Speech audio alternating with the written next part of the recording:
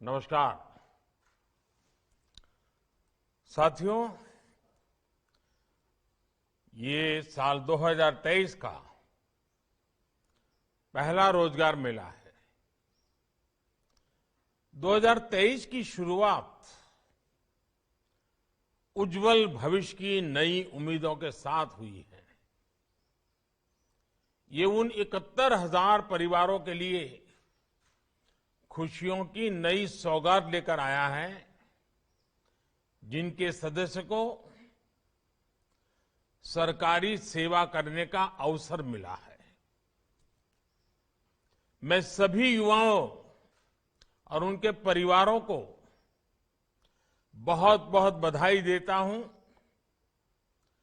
आज का ये आयोजन सिर्फ सफल उम्मीदवारों में ही नहीं बल्कि करोड़ों परिवारों में आशा की नई किरण का संचार करेगा।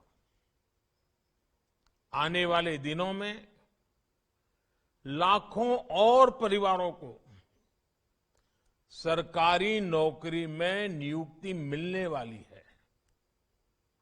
केंद्र सरकार के साथ ही एनडीए और भाजपा शासित राज्यों में भी लगातार रोजगार मेले का सिलसिला चल रहा है, आयोजन किया जा रहा है। कल ही असम सरकार ने रोजगार मेले का आयोजन किया था।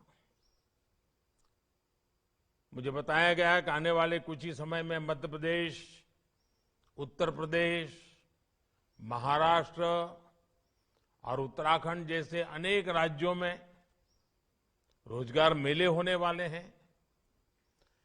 निरंतर हो रहे ये रोजगार मेले अब हमारी सरकार की पहचान बन गए हैं। ये दिखाता है कि किस तरह हमारी सरकार जो संकल्प लेती है उसे सिद्ध करके दिखाती है। आपको याद होगा, पिछले साल धनतेरस के पावन अवसर पर पहले रोजगार मेले का आयोजन हुआ था। आज मुझे रोजगार मेले में सरकारी सेवा पाने वाले कुछ युवा साथियों से बातचीत करने का भी मौका मिला। उनके चेहरे पर खुशी और संतोष का भाव साफ दिख रहा है। उनमें से ज्यादातर बहुत ही सामान्य परिवार के सदस्य हैं और उनमें कई ऐसे युवा हैं जो पूरे परिवार में पिछली 5 पीढ़ी में सरकारी सेवा, सरकारी नौकरी पाने वाले परिवार के पहले सदस्य हैं। उन्हें खुशी सिर्फ इस बात की नहीं है कि उन्हें सरकारी सेवा करने का, सरकारी नौकरी करने का मौका मिला है। उन्हें इस बात का भी संतोष है कि पारदर्शी और स्पष्ट भर्ती प्रक्रिया होने की वजह से उनकी योग्यता का सम्मान हुआ है।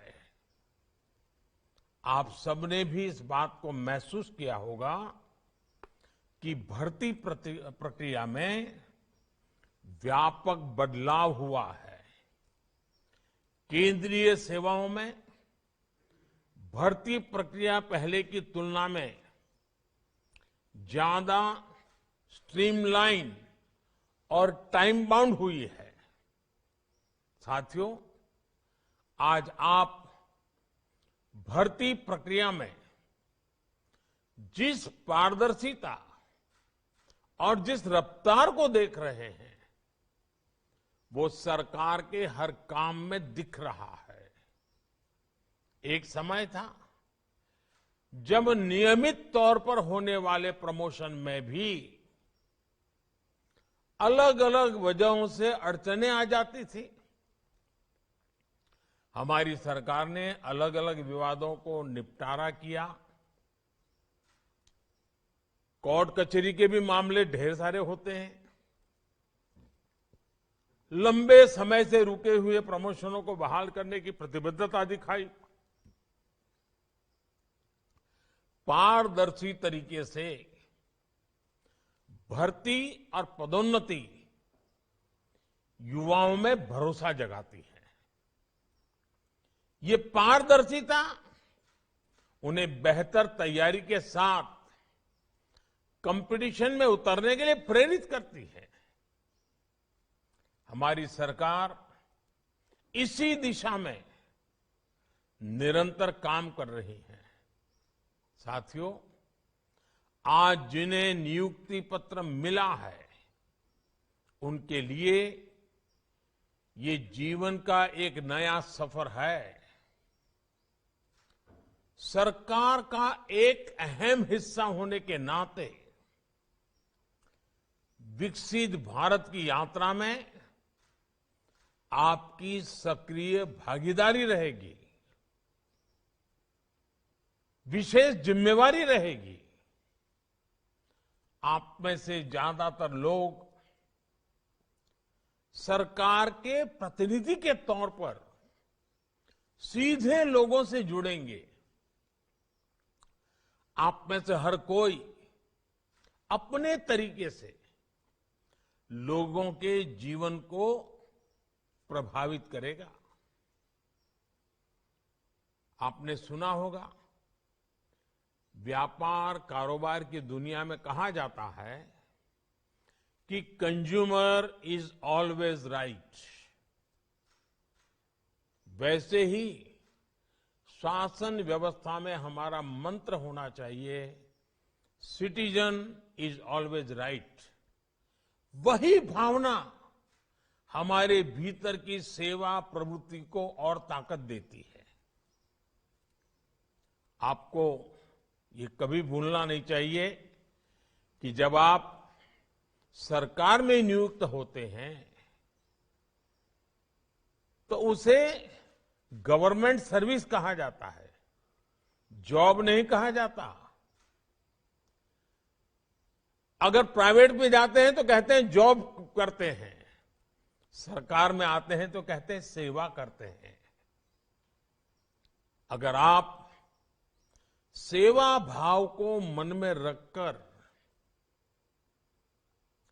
इन 140 करोड़ मेरे देशवासियों की सेवा करना इतना बड़ा सौभाग्य मिलेगा, जीवन में एक अवसर मिला है, और उस भाव से हम काम करेंगे तो इसका लोगों पर सकारात्मक असर पड़ेगा और आपको भी अपने काम में आनंद आएगा। आपने अभी देखा कि सरकारी सेवा पाने वाले कई हमारे कर्मचारी साथी, कर्मयोगी बंधु ऑनलाइन ट्रेनिंग ले रहे हैं। Digital training platform iGOT Karmayogi से उन्हें भविष्य की तैयारी के लिए मदद मिल रही है। ऑफिशियल ट्रेनिंग प्रोग्राम से अलग इस प्लेटफॉर्म पर और भी कई कोर्सेज हैं जो आपकी व्यक्तिगत क्षमता बढ़ाने में, आपके व्यक्तित्व के विकास में, आपकी सोचने की गहराई में उत्तरोत्तर प्रगति होती है, लाभ होता है। मुझे विश्वास है कि सेल्फ लर्निंग थ्रू टेक्नोलॉजी ये आज की पीढ़ी को मिला हुआ अवसर है, इसको जाने मत देना। जीवन में लगातार सीखते रहने की ललक ही हम सबको आगे बढ़ाती है। और मैं हमेशा कहता हूं, मैं मेरे भीतर के विद्यार्थी को कभी मरने नहीं देता हूं। आप भी कहीं पर भी पहुंचे, आप लगातार कुछ न कुछ सीखते जाइए। जो आपकी क्षमता बढ़ाएगा, जिस इंस्टीट्यूट से आप जुड़े हैं उसकी क्षमता बढ़ाएगा, और इन सब का प्रयास से ही भारत की क्षमता बढ़ेगी। बदलते हुए भारत में, तेजी से आगे बढ़ते हुए भारत में रोजगार और स्वरोजगार के अवसर लगातार बन रहे हैं। और जब विकास तेज होता है तो स्वरोजगार के अवसर अनगिनत मात्रा में बढ़ने लगते हैं, जो आज भारत अनुभव कर रहा है। आज स्वरोजगार का क्षेत्र बहुत आगे बढ़ रहा है। पिछले 8 वर्षों में व्यापक स्तर पर इंफ्रास्ट्रक्चर के विकास से रोजगार के लाखों अवसर बने हैं। इंफ्रास्ट्रक्चर में 100 लाख करोड़ का निवेश रोजगार की अपार संभावनाओं के द्वार खोल रहा है। आप जानते हैं कि जब एक नई सड़क बनती है तो उसके आसपास कैसे रोजगार की भी नई राह बनने लगती है। उसी सड़क के किनारे नए बाजार खड़े हो जाते हैं, तमाम तरह की दुकानें खुल जाती हैं। सड़क होने की वजह से किसानों के उत्पाद आसानी से बाजार तक पहुंचने लगते हैं। इसी तरह जब कोई जगह नई रेलवे लाइन से कनेक्ट होती है तो वहां का बाजार समृद्ध होने लगता है। आवाजाही की सुविधा होने की वजह से पर्यटन का भी विस्तार होने लगता है, और इस तरह के हर विस्तार में रोजगार की नई संभावनाएं मौजूद होती है। आज भारत नेट प्रोजेक्ट के जरिए हर गांव तक ब्रॉडबैंड कनेक्टिविटी पहुंचाई जा रही है।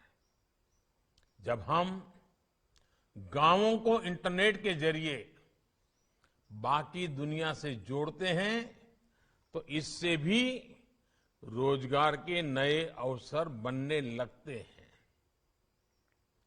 टेक्नोलॉजी को ना समझने वाला व्यक्ति भी ये जानता है कि पहले जिन कामों के लिए भागदौड़ करनी पड़ती थी वो अब मोबाइल या कंप्यूटर पर एक क्लिक में हो जाता है। हम देखते हैं कि इस सुविधा का लाभ लेने के लिए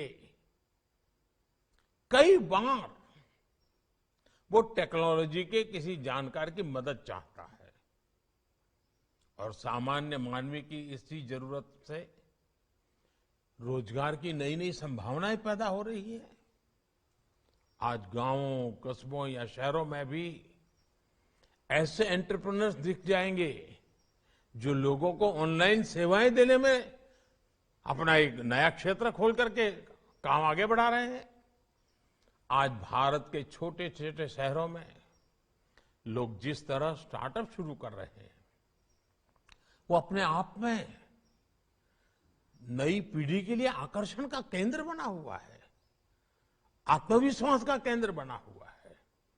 और स्टार्टअप की सफलता ने युवा शक्ति के सामर्थ्य की एक दुनिया भर में पहचान खड़ी की है। साथियों, आप में से ज्यादातर नौजवान बेटे बेटियां बहुत ही सामान्य परिवार से आए हैं। यहां तक पहुंचने के लिए आपने कड़ी मेहनत की है। आपके माता पिता ने भी बहुत कष्ट झेले हैं। आज आपको स्थायी भाव से 140 करोड़ देशवासियों की सेवा करने का अवसर मिला है। लेकिन अपने अंदर उस भावना को हमेशा जिंदा रखे जिसने आपको यहां तक पहुंचने के लिए प्रेरित किया था। हमेशा सीखते रहे, हमेशा अपनी स्किल्स को अपग्रेड करते रहे और आगे बढ़ने की कोशिश करते रहे। मेरी तरफ से आपको बहुत बहुत शुभकामनाएं हैं। आप तो सफल हों, लेकिन हमारा देश भी सफल होना चाहिए। आप आगे बढ़ें, लेकिन हमारा देश भी आगे बढ़ना चाहिए और देश को आगे बढ़ाने के लिए आपको भी आगे बढ़ना है। देश को आगे बढ़ाने के लिए आपको भी समर्थ होना है, सक्षम होना है। निरंतर आप अपना विकास करते चलिए और आपको मिली हुई जिम्मेवारी को भी बहुत ही बखूबी निभाते रहिए। यही मेरी आपको बहुत बहुत शुभकामनाएं हैं। बहुत बहुत धन्यवाद।